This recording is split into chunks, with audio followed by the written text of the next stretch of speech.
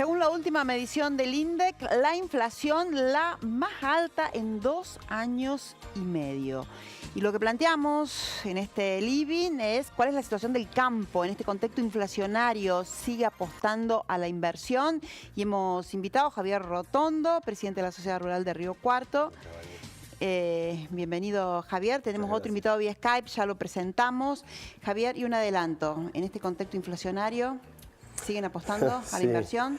La verdad que esto es tan dinámico que me convocaste para hablar de esta cuestión que ya de por sí es difícil, porque el sector no escapa a la realidad muy compleja que está viviendo el país en cuanto a las certezas de inversión y en el convulsionado clima que vivimos. Bueno, sumado ahora a esta nueva triste noticia que incluido en el presupuesto se habla de gravar con bienes personales a los inmuebles rurales que estábamos alcanzados por otro impuesto que era ganancia mínima presunta. Esto no hace más que los burócratas fiscalistas que siempre se repiten gobierno tras gobierno, independientemente del signo político, no entienden la lógica de que de estas crisis se sale invirtiendo y apostando a la producción y al trabajo y no anclando a los sectores que pueden aportar, como ha hecho el sector y que creo que claramente de nuevo esta gestión de gobierno hacia el campo lo ha hecho. Así que estamos muy preocupados y bueno, es un aditamento más a una muy compleja situación que avisoramos sumado en la zona a lo climático. Además del contexto inflacionario, el peso impositivo y lo climático. Sí, son un conjunto de factores que hacen realmente muy difícil la decisión de inversión. Ya retomamos. Vamos a nuestro invitado vía Skype. Recién se nos había cortado por eso, pero te queríamos presentar al comenzar el living. Ahí solo tenemos a David Miazo, economista de FADA. David, bienvenido. Vanina, un gusto estar charlando con vos. Saludos ahí a Javier también. Bien, Hola, no sé si pudiste escuchar el planteo, este contexto inflacionario. Según el INDEC, la inflación más alta en los 2 últimos años y medio. Y la pregunta es si el campo va a seguir apostando a la inversión. Bueno, sí, la inflación te diría que es uno de los principales problemas del actual contexto económico del país, de por sí complejo, porque es un elemento que le pega a todos los sectores productivos y de manera directa al ingreso real de la población, o sea que le pega a toda la economía. Siempre inflación alta es sinónimo de pérdida de competitividad, es sinónimo de la caída del poder adquisitivo, es sinónimo también, para poder controlarla, de medidas restrictivas como son también las tasas altas. Entonces es un contexto complicado.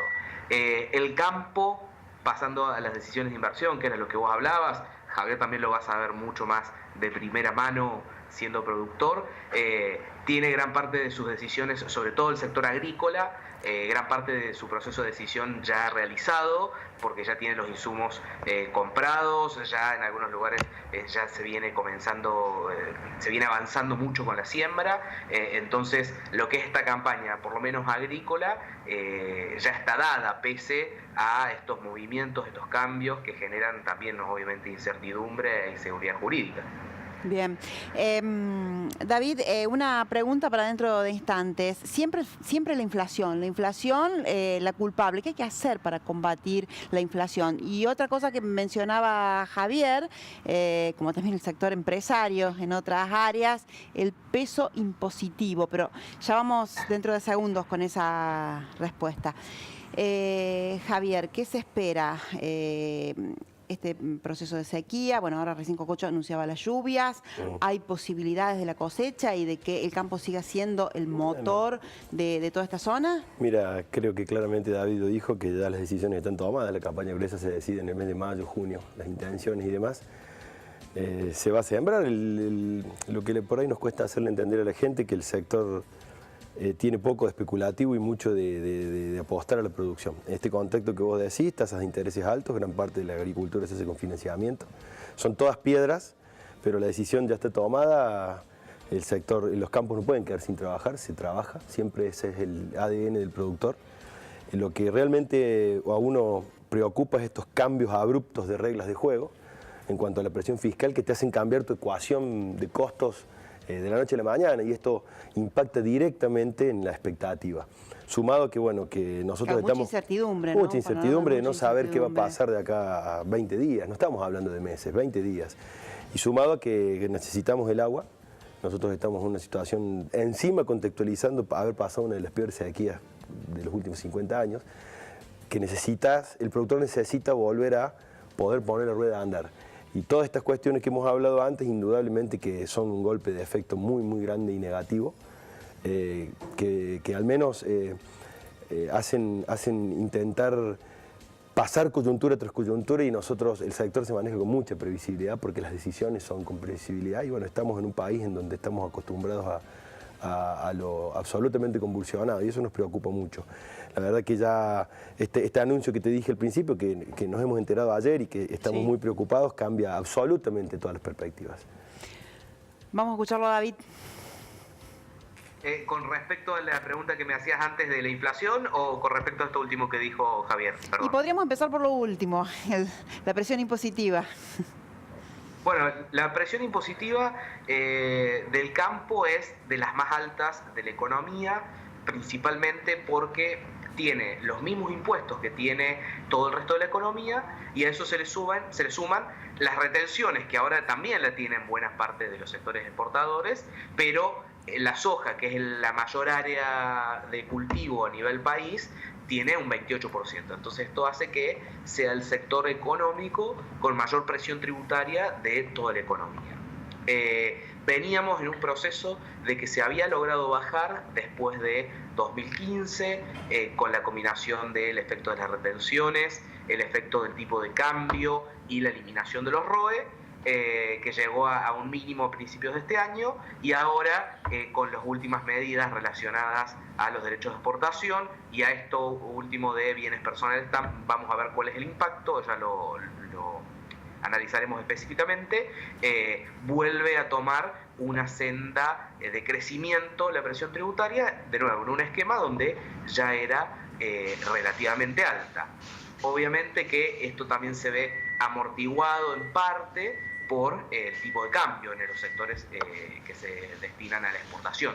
Eso obviamente amortigua parte del efecto negativo, pero claro está, lo que resaltaba mucho Javier, que vos, para que un país, sea cual sea el sector económico, lo pienses en el largo plazo, con una salida genuina de los problemas, que la salida genuina es produciendo más y exportando más, lo que requerís es más inversión, y para más inversión se necesita un contexto de estabilización y certidumbre. Bien, bueno, ya tenemos que ir finalizando. Javier, por ahí escuchábamos que Jorge leía mensajes que la gente dice, bueno, el campo no es el motor de la ciudad, de la zona, no genera puestos de trabajo. Bueno, esos son, la verdad que uno lo escucha y se hace un mea culpa. Lo estaba escuchando atentamente antes de entrar, porque indudablemente que son fallas de comunicación que el sector tiene. 1 de cada 6 puestos de trabajo en la zona lo genera el campo de manera directa, y 6 de cada 10 de manera indirecta. Porque uno generaliza el campo. Hay mucha automatización, hay mucha innovación, pero la gran cadena agroindustrial es mucho más que las plantitas de soja, la vaca ordeñada, el sachet que la gente saca en la góndola. Tiene un proceso en donde hay muchísima mano de obra, y no es que va de la vaca directamente a la góndola. Hay un montón de eslabones, pero bueno, eso nos falta comunicarlo, y comunicarlo mucho. Lo que sí, una consideración final, el sector agropecuario siempre está absolutamente consustanciado con la enorme y difícil realidad que tienen todos los sectores de la economía argentina, y sobre todo los más vulnerables, porque parece ser que acá hay mucho posicionamiento individual ante una crisis, pero el campo ha aportado y ha entendido muchísimo, pero toda la paciencia y toda la tolerancia tiene un límite, y ese límite está dado porque claramente dijo David, se sale de una crisis generando trabajo genuino. Y le diría a esa gente también que un campo absolutamente con una presión fiscal asfixiante, con sequía, es muy difícil que dé mano de obra, es muy difícil que pueda generar inversión genuina. Y el país se lo saca adelante con puestos de trabajo del sector privado, y no solamente del sector público. Entonces hay que hacer un análisis de que, vuelvo a lo que dije al principio, una enorme cantidad de burócratas fiscalistas que piensan solo en el campo como una manera de una teta a la que se ordeña permanentemente y no se le da de comer a esa vaca, hoy la vaca necesita que se le dé de comer porque necesita que produzca a lo largo del tiempo y no solo en la coyuntura. Gracias, Javier. David, el cierre final en segundos. Bueno, más allá de todo esto que hemos hablado, el campo, esperemos, si el clima acompaña, va a ser uno de los sectores que el año que viene va a ayudar a traccionar la economía. Es el sector que trae la mayor parte de los dólares al país. Y en este contexto de un mercado interno muy complicado, por lo que decíamos recién, de la caída del salario real, las áreas, las producciones que exportan relacionadas a las cadenas agroalimentarias son las que nos van a traer buenas noticias a principios del año que viene, ahora al final también de este año cuando aparezca el trigo. Son de los sectores que incluso con estas cosas que estamos charlando van a poder traccionar y le van a sumar algunos puntos al PBI, algo de generación de empleo y por supuesto los dólares también que el país necesita, que de nuevo, como lo que decíamos recién, se los genera genuinamente produciendo y exportando o hay que pedirlos prestados. Entonces, pero bueno, quería cerrar con este mensaje más o menos positivo, más allá de estas complicaciones, es uno de los pocos sectores, junto con el petrolero y alguno más, que van a estar dándonos buenas noticias en términos socioeconómicos, que son hoy los que más necesitamos. David, muchas gracias. Javier, muchas gracias. Seguimos ahora con más información.